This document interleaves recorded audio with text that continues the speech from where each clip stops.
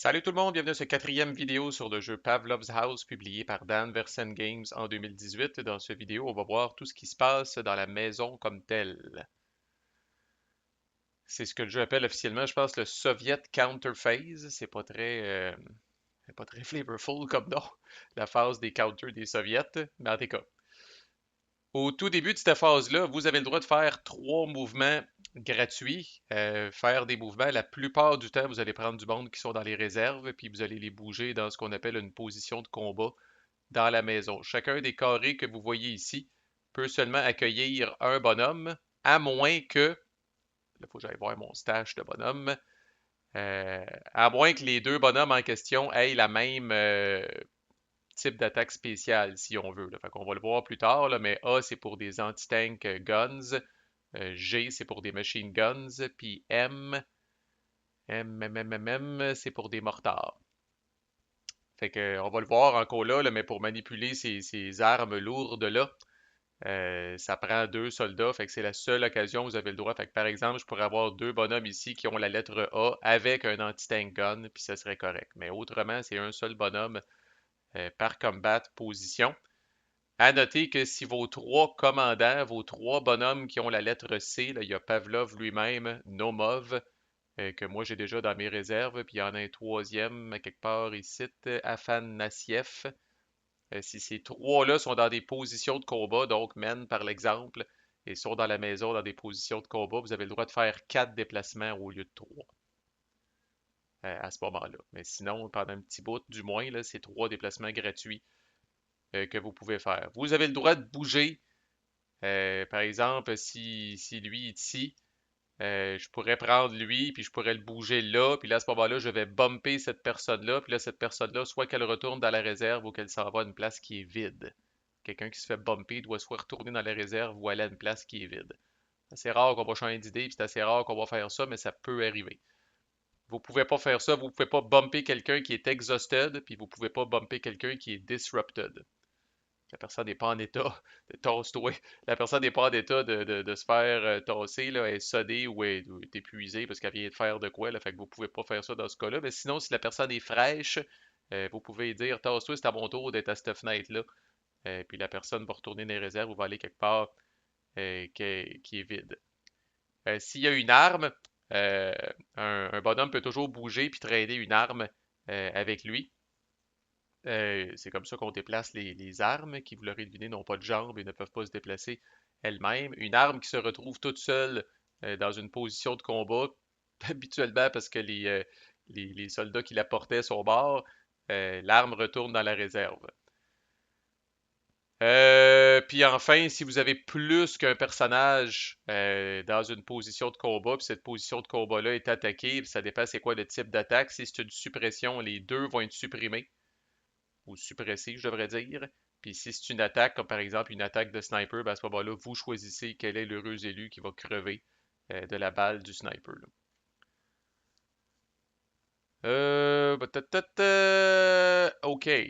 Ensuite, une fois que vous avez fait ça, fait que je vais le faire ça tout de suite pour notre patate. Fait que je vais amener notre ami. Qui c'est que j'amène? Je vais amener notre ami Cherno Golov va aller ici. On va amener Glushenko ici. Puis on va amener Alexandrov ici. Le déplacement est une des rares actions. En fait, c'est la seule action qui ne va pas exhauster le counter. Fait que les autres sont frais encore. Le fait de bouger, ça ne les empêchera pas de faire une action dans ce tour-là. Parlant d'action, une fois que vous avez fait vos trois déplacements gratuits, vous avez droit à trois actions. Chaque counter peut faire seulement une action pendant le tour. C'est important à cause du recover qu'on va voir tantôt. Là. Un petit peu le même principe, si vos trois commandants sont dans des positions de combat, à ce moment-là, vous avez droit à quatre actions au lieu de trois. Fait que c'est trois mouvements gratuits, puis trois actions, à moins que vous ayez vos trois commandants dans des positions de combat, où là, c'est quatre mouvements gratuits, puis quatre actions. Fait que ça va à peine d'amener les commandants quand même assez vite, parce qu'au niveau, entre guillemets, économie d'action, là, puis de mouvement, là, d'avoir un move de plus, puis d'avoir, tant qu'ils survivent, là, d'avoir un move de plus, puis d'avoir une action de plus, c'est quand même assez important. Fait que quelles sont les actions que vous pouvez faire? En fait, lui, je vais le crisser ici, je pense. Ouais. La première action que vous pouvez faire, c'est d'attaquer. Fait qu'attaquer, c'est le premier chiffre avant le slash. C'est le nombre de dés que la personne va rouler. La personne peut attaquer n'importe quel counter qui est dans une lane de la même couleur que la case dans laquelle il se trouve. Fait que là, vous comprenez quand même l'intérêt des cases bicolores ici, là. Fait qu'un counter qui est ici peut attaquer autant sur les lignes vertes que sur les lignes rouges. Fait que là, vous allez dire, ben Marco, pourquoi t'as pas bougé un counter ici? Au début, c'est moins utile, puis vous êtes plus exposé, malheureusement, si c'est 1, 2, les cases bicolores sont pas fous, là, vous avez plus de chances que la personne soit touchée, là. Mais remarquez que quand que on l'a vu, là, quand que la maison se fait bombarder ou qu'il y a du suppression ou qu'il y a de l'attaque, si l'attaque réussit, c'est sûr et certain que quelqu'un va le bouffer, là. Mais bon, pour l'instant, je mets ces deux charmants personnages-là. Il faut dire que ces deux bonhommes-là, il y en a des pas mal meilleurs que ça dans le supply, là. Fait que c'est une autre raison peut-être de les mettre dans une case où est-ce que, on veut mettre dans des cases bicolores, je pense, des héros qui ont quand même pas mal plus de punch, là, parce qu'ils vont avoir plus de portée et ils vont être capables de tirer plus de monde. Fait que notre ami Alexandrov ici pourrait attaquer les scouts qui sont ici parce qu'ils sont dans la traque rouge puis il est sur une case rouge. On lance un dé, on essaye de pogner égal ou supérieur à la valeur de défense de l'unité qu'on attaque. Si on réussit, l'unité décrit. Si on échoue, ben c'est that's it. Puis à partir de là, je ne vais pas leur dire à chaque fois, là, mais assumez que toutes les actions que je vais vous décrire, ça exhauste le counter. Tu fais ça dans ouais, exhausted. Fait que ça va faire ça dans, je sais pas trop, je me rappelle plus comment ça marche en face à face, là, ou en personne, avec une copie physique. Mais bref, le counter, il a fait son action pendant le tour, puis il pourra plus faire d'action pendant ce tour-là. Euh, L'autre chose que vous pouvez faire, c'est faire une action de suppresse. Fait que l'action de suppresse, là, vous allez prendre le chiffre après le slash, qui dans le cas de nos personnages ici est le même, mais c'est pas toujours le cas. Fait que vous allez prendre le chiffre qui est après le slash. Vous allez prendre autant de suppression counter qui sont cette grosse pile-là ici, que la valeur de ce chiffre-là. Puis vous allez venir les crisser dans la suppression box de la couleur où se trouve le counter. Fait que, par exemple, Alexandrov qui fait une action de suppresse, encore là, c'est pas vers-jeu, c'est des bonhommes de base, là. Mais je viendrais prendre un counter ici, puis je viendrais le colisser dans la suppression rouge. Même principe, s'il est dans une case bicolore, non seulement je peux choisir, mais je peux aussi, s'il y a une valeur de suppression plus grande que 1, je peux aussi splitter. S'il y avait trois de valeurs de suppression puis qui étaient ici, je pourrais venir crisser deux tokens de suppression dans le rouge puis un dans le mauve si je veux. Puis ici, on a déjà vu qu'est-ce que ça crisse. Rappelez-vous, si un soldat, pas un tank, si un soldat ou de l'infanterie apparaît sur une track, avant qu'il apparaisse sur une track, vous avez l'opportunité de flober autant de tokens de suppression que vous voulez de la couleur de la track où il est supposé d'apparaître. Vous lancez autant de dés. Si vous pognez un de ces dés-là, pogne égal ou supérieur à sa défense, le counter décrit avant même qu'il apparaisse sa track. Fait que ça, c'est une façon, je vais le faire, là, tu sais, spoiler, je vais le faire avec ces bonhommes-là. Tu sais, justement, j'ai même pas assez de cibles.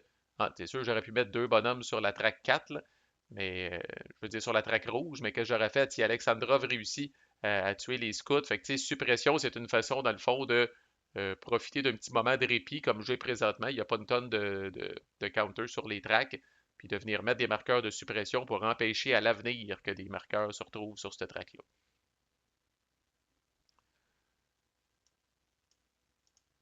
Alright. Je vais tout de suite parler de cette action-là, là, la seule action justement, fait que bouger, comme je disais, ça n'exauce pas le counter. La seule autre action qui n'exauce pas le counter, c'est recover pour des raisons évidentes, puisque recover, vous faites ça pour prendre quelqu'un qui était exhausted puis le remettre ready, le remettre frais. Puisque c'est maximum une action par counter par tour. Mais non seulement ça, mais vos counters qui sont exhausted là, à la fin du tour ne reviennent pas frais comme une rose automatiquement. Vous devez leur faire faire une action de recover, puis ça va nécessairement aller au prochain tour. Parce que je répète, ils peuvent faire maximum une action par tour. Ça veut dire que si Alexandrov décide de tirer, il va être exhausted. Il va rester exhausted. Il va arriver à la fin du tour, il va être encore exhausted. Prochain tour, il va être encore exhausted. Si je veux le ramener top shape, je vais devoir y faire faire un recover. Fait qu'à moins de situations vraiment spéciales, je pense même que je n'ai jamais vu, là, à moins de situations spéciales, chacun de vos counters physiques va seulement faire une action productive à tous les deux tours. Parce que premier tour, il va faire une action, il va tomber exhausted. Au deuxième tour, le tour d'après, si vous voulez le remettre top shape, vous allez devoir lui faire un recover. Puis si vous lui faites faire un recover, ben, rappelez-vous, il est limité à une seule action par tour. Fait que là, il va être top shape, sauf qu'il ne pourra plus rien faire. Ça va aller à l'autre tour d'après où il va pouvoir faire quelque chose. Fait que d'où l'importance d'avoir pas mal de monde dans la maison, puis d'être capable de dire, bon, ben, c'est tour aussi, les gars, vous autres, vous allez tirer. Euh, Puis là, vous allez être exhausted, je ne pourrai pas vous utiliser. Le tour d'après, ça va être eux autres qui vont faire de quoi, puis éventuellement, on va recoverer ces gens-là. Là, vous allez me dire, mais Chris, Marco, si ça coûte une action de faire un recover, si boire le prochain tour, à part recoverer tes trois gars, tes trois actions vont y passer, ben, il y a une twist qui sont les bonhommes, justement, les commandants. Là. Fait que si j'ai un commandant ici qui est frais, et puis qui est dans une position de combat, lui, le fait qu'il soit commandant, il peut faire une action pour permettre à trois unités de faire un recover. À trois soldats de faire un recover. Fait que ça, c'est payant parce que pour une action, un commandant permet à trois unités de faire un recover. C'est les unités quand même qui vont faire le recover, fait que ça compte quand même comme une action qu'ils ont faite pendant le tour, mais j'ai fait du 1 pour 3 là, finalement. Pour une action, j'ai fait un recover de 3 counters, fait que c'est quand même payant de faire ça. Fait que c'est la façon, autre raison d'avoir des commandants dans la maison là, qui gueulent des ordres puis qui disent Hey Chris, réveillez-vous, hostie, commande, let's go. Fait que on va le voir là, pour l'instant, ça sert à rien d'amener un commandant parce que tout le monde est top shape. Mais vous allez voir que dès le prochain tour, je vais emmener un commandant puis je vais le faire, cette affaire-là, de faire des recovers au monde pour être capable là, d'être un petit peu plus efficace. Pour des raisons, ben, vous m'allez dit pour des raisons évidentes, mais c'est pas si évident que ça. C'est plus pour des raisons de ne pas casser le gameplay, là. Mais la seule exception à ça, c'est qu'un commandant ne peut pas permettre à un autre commandant de faire un recover. Fait que j'imagine qu'on peut mettre ça thématiquement sur le compte de la hiérarchie, là, puis de dire Pavlov ne peut pas gueuler des ordres à Nomov parce qu'ils sont au même rang militaire, là.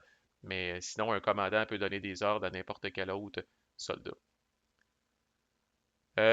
Demander des renforts, seule la personne qui est sur la case de la radio peut faire ça, fait que vous me voyez venir. La personne peut demander 2 points de renfort, ce qui n'est pas sans rappeler, là, je ne me rappelle plus quelle style d'action ici là, qu'on peut faire. Là. Je l'ai fait d'ailleurs au dernier tour, tu sais, j'ai amené 6 points de renfort dans la maison.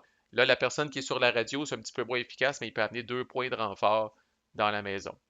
Avec les mêmes règles, vous checkez qu'est-ce que vous avez disponible dans votre stock, là, puis vous amenez pas plus que 2 points total. Là, fait que je pourrais amener deux petits bonhommes qui ont un, ou je pourrais amener de quoi qu'il y a deux. On va le faire dans 2 secondes.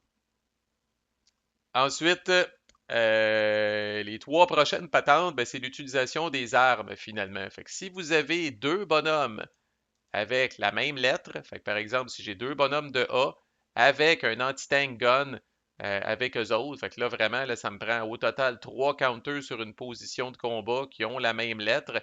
Fait que par exemple, si j'avais, là, on va zoomer un petit peu, là, si j'avais Turgunov, Ramazanov et un anti-tank gun ici, fait que genre, ça de même,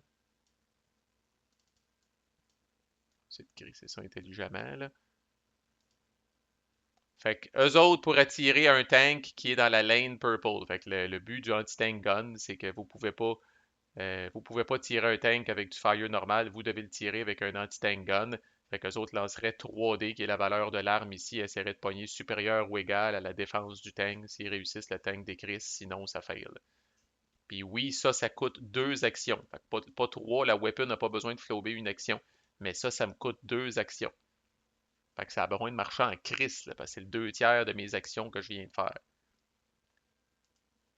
Le principe est le même pour les machine guns, sauf que là, ça vous prend des bonhommes avec des G. Ça vous prend un machine gun avec un G. La particularité du machine gun, c'est qu'il peut à la fois tirer de l'infanterie avec le premier chiffre en haut, en avant du slash, puis il peut suppresser avec le chiffre à droite du slash. Puis généralement, comme on le voit, les valeurs sont meilleures que la grande majorité des soldats que vous avez ici. OK, fait que la machine gun tire avec 2D puis suppresse avec 3D. Il y a même un machine gun ici qui coûte un petit peu plus cher, qui a du 2 et 4. Puis il y a un anti-tank gun ici qui est un petit peu meilleur, mais qui coûte un petit peu plus cher, qui permet de lancer 4D. Puis la dernière arme, c'est le mortar, fait que ça vous prend deux bonhommes avec un M, ça vous prend le fameux mortar avec un M, puis le mortar, dans le fond, il n'est pas vargeux, en fait, il ne peut pas tirer parce qu'il y a 0, mais il est bon en tabarnak pour suppresser 6. Fait que, tu sais, si j'ai deux bonhommes avec le mortar, puis je décide de faire de la suppression, si en plus ils sont sur une case bicolore, je peux prendre 6 tokens de suppression puis les splitter comme je veux à travers ces deux couleurs-là. C'est bon, Chris, là. Bon, on va ramener ces petits bonhommes-là ici, puisqu'ils ne sont pas dans la maison. Alright, où sont-ils? Fait que il y a des bonhommes qui ont un I ici en plus d'une lettre. Fait qu'on voit ici Subgaida. Il y a un I avec un A, ça veut dire que si lui est dans une position de combat, n'importe où, tant qu'il est sur une position de combat, il inspire tous ceux qui utilisent des anti-tank guns. Alors, tous ceux qui utilisent des anti-tank guns pendant que lui est sur une position de combat vont rouler un dé de plus. Vous avez un dude avec un I pour les machine guns aussi, Monsieur Anakin. Puis, y en a-tu un pour les mortiers? Je pense pas, par exemple. Non, je pense pas. Fait que vous avez deux héros inspirants, le Sub Gaïda pour les anti-tank guns, puis lui ici pour les machine guns. Fait que celui des machine guns, il ajoute un aux deux valeurs du machine gun, le fire puis la suppression. Tant qu'il est dans une position de combat, ça n'a pas besoin d'être lui comme tel qui manipule le machine gun, quoi qu'il peut le faire parce qu'il y a aussi la lettre en question. Puis le S qui est disponible pour tous les commandants, je pense, plus pour ce mystérieux dude-là ici. Euh, le S, ça fait que ces soldats-là, quand ils participent à un groupe d'assaut, un Storm Group, ils vont fournir 2 dés supplémentaires en plus du dé qu'ils amènent normalement, là. Fait que c'est vraiment des bonnes personnes envoyées dans un Storm Group. Je vais essayer, c'est la seule affaire que je vais forcer dans le playthrough, je vais essayer de faire, j'en fais pas tout le temps, je vais essayer de faire un Storm Group pour vous, mes fans, euh, pour vous montrer c'est quoi, là. Fait qu'on aura l'occasion d'y revenir. Et la dernière lettre, et non la moindre, c'est le F, le Forward Observer. J'en ai déjà amené un dans la maison parce que j'ai un d'artillerie. Fait que le Forward Observer, s'il est sur une couleur, vous pouvez utiliser son action, dépenser une artillerie. Fait que ça vous prend une artillerie de parquet ici ou là. Dépenser une artillerie. Et là, vous pouvez attaquer deux tokens qui sont adjacents sur la couleur où vous êtes avec 3 dés chacun. C'est efficace en tabarnak. Fait que c'est sûr que ça prend le gars qui a le F, ça prend l'artillerie en place qui n'a pas été bombardée entre-temps. Si vous voulez que ce soit rentable, j'attends moi pour ça d'avoir deux tokens collés. Ça prend deux tokens collés, mais 3 dés sur chaque. Quand on compare au petit pouet-pouet d'Alexandrov ici qui va lancer juste un dé sur un counter, c'est efficace en sacrament, là. Fait que l'artillerie, par exemple, des Chris à ce moment-là, fait que ça va être à recommencer, ça va être de refaire une carte dans de prendre une carte soviète, de recalisser de l'artillerie ici, d'éventuellement faire recoverer le Forward Observer pour être capable de le faire. Fait que voilà, je vais faire de quoi moi de très simple avec mes trois actions. Je vais rien que faire, fait que je vais faire de la suppression avec Glushenko. On va mettre un token sur le vert. Je vais faire de la suppression avec Alexandrov sur le rouge. Puis je vais caller à la radio avec Chernogolov. Je vais caller 2 points de renfort. Puis je vais amener un de mes petits bonhommes préférés ici, Hoholov. Il coûte 2, mais on voit que bon, il est pas bon pour suppresser, ben il est bon pour attaquer, là. Il y a deux pour attaquer. Fait qu'évidemment, je l'ai collé en renfort, je l'amène dans la maison, puis lui, il est exhausted. Fait que, comme vous voyez, il y a eu beaucoup d'explications, mais cette phase-là, sinon, ça va vite en crise. Quand on sait qu'est-ce qu'on fait, ça va vite en crise, là. Fait que, là, c'est terminé. Là, on a vu les trois phases. Je vous ai montré comment ça marche, les trois phases. Puis là, quoi de mieux pour asseoir tout ça que de progresser dans notre playthrough. Mais comme je disais, c'est un jeu qui est vite, ça prend 1 heure au total, normalement. Là, je vais blablater en même temps, là. Mais ça prendra pas une tonne de vidéos pour passer à travers. Là. À cette heure que je vous ai tout expliqué, là, le bang, on s'en retourne aux cartes soviètes, tac, tac, tac. Là, le temps, ça va être moi, ma réflexion de qu'est-ce que je peux bien coller ici avec ça. Puis après ça, les Allemands, là, il n'y a pas de décision à prendre. On flippe les cartes, bing bang, puis quand on arrive dans la maison, généralement, ça va assez vite aussi, là. Fait que là, manquez pas notre playthrough, nous allons tenter la défense de Pavlov's House officiellement. Notre game est quand même relativement bien parti. Là, j'entrevois pas, après un tour, j'entrevois pas de trucs majeurs. Mais bon, on verra, ça peut partir en couille quand même assez vite. Fait que manquez pas la suite, à plus.